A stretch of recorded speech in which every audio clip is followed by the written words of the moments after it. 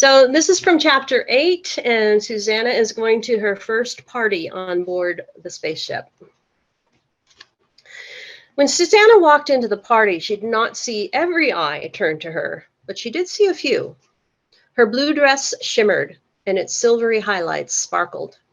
One of her arms was bare, and one side of the dress was slit to the knee. Excuse me. Susannah had protested, but Dory had insisted. Dory is the silkworm who created the dress for her. Actually, Aunt Dory had wanted to slit it to her thigh, but Susannah had refused to wear it if she did. Susannah told Dory that she came from a culture that could not even say the word leg, let alone show one. Dory had not believed her. Susannah's hair was looped on one side with silver ribbons and left hanging to her waist in the back, and she wore soft, comfortable silver shoes. Better for dancing, Dory had said. Susannah had approved the footwear change wholeheartedly. Her first look around reminded her of a forest. Apparently, a snail's idea of a beautiful decorations were trees, vines, and bushes with what appeared to Susannah to be a small swamp on one side of the room. Looking at the scene with fascination, Susannah realized that she could not always tell the sentient beings from the furniture and decorations. There was a tall form which she had taken to be a tree until she noticed another creature speaking to it. The whole room had a pungent smell, which Susannah associated with loamy earth and swamp grass, mixed with the sweat and scents of partying creatures. Well, Dory chuckled from behind her, I think you've tickled their tentacles. Susannah laughed and looked around at the seamstress who sat in her wheelchair, pushed by Yorty. Dory had told Susannah that she could still walk, but preferred to ride, because old segments strain easily. Dory was wearing a silk sheath, which rippled with iridescent color, over her lap a brilliantly blue shawl, rather than the Afghan. Push me over near a table, Dory ordered Yorty, and then looked around in annoyance as he spoke. He spoke too quickly for Susannah's translator to catch his words. I know I could run it with my thoughts, but I prefer to think about other things. I've told you that since you were a tadpole. Now push me over there or I'll tell Snackdle about your snakeskin belt. She was immediately raced to a table. All right, go. Yorty scuttled over to a refreshment table where he collected 4 drinks and 2 plates of food. Would you like a drink, Dory? Oh, no, thank you, my dear. You mingle a bit. But remember what I told you. Susannah took 1 step away, immediately feeling horribly vulnerable. She took a deep breath and kept going. Strange creatures were making strange noises and eating strange foods everywhere. On one table, she saw what appeared to be Ziltler. She shuddered and turned away. She felt someone touching the hair hanging down her back. She jumped away from the sensation and turned around. A being she tentatively identified as a very large beaver faced her, fingered paw still outstretched. I like your fur. The scratchy voice was accurately duplicated by the translator. His head just reached her shoulder, and he was dressed in a uniform of pink and green with gold piping. A cap with a feather was set at an angle between his small ears.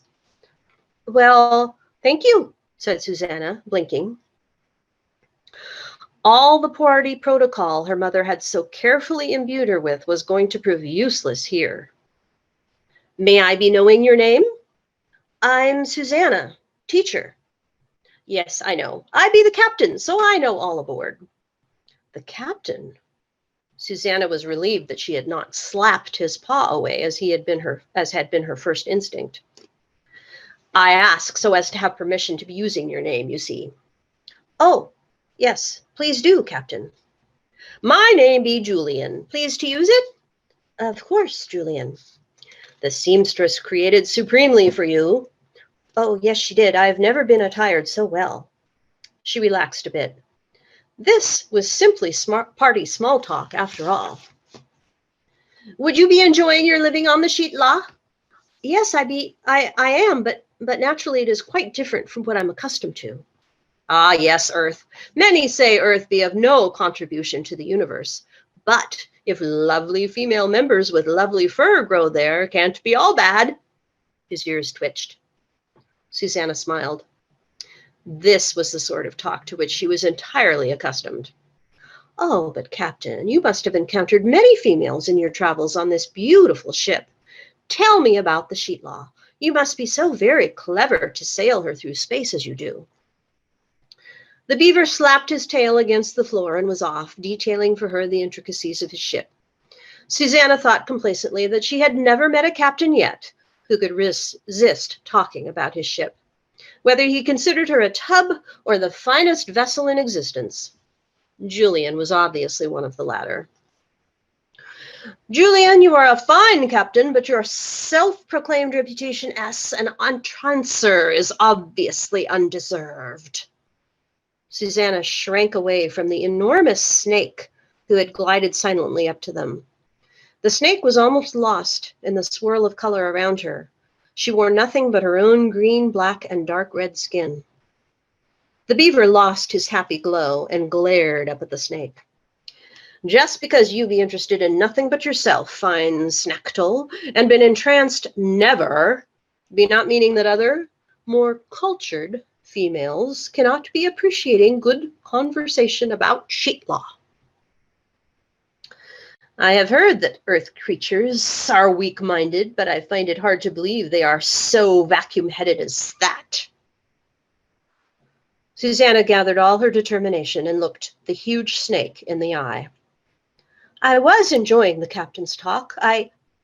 She forgot what she was saying. The snake's eyes were large as her fist, and the pupils were widening slits of yellow. The captain stepped between them and waved a paw in Susannah's face. Be not pulling thy serpent tricks on this newcome female, Snackle. Be showing some decency.